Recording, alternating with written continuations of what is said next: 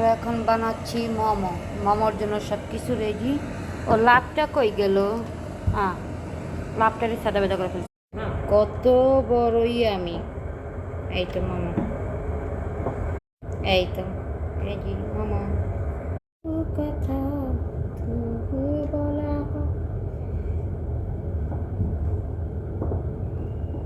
অবশ্য আমার কুচিটা ভালো হয় না। না অজ্ঞাতে কি হয়েছে, আমি তো শাড়ি পিনতেছি না, খামু সাবাইয়া।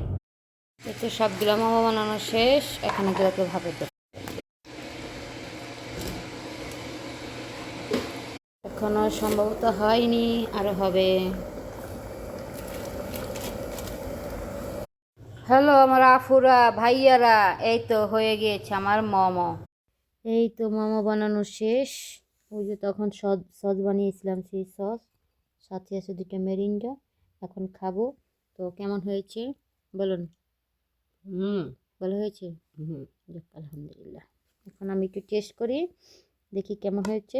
আমার সবচেয়ে বেশি পছন্দ এই সস। আমার কাছে খুব ভালো লাগে সস খেতে। সেই মজা হয়েছে। হুম।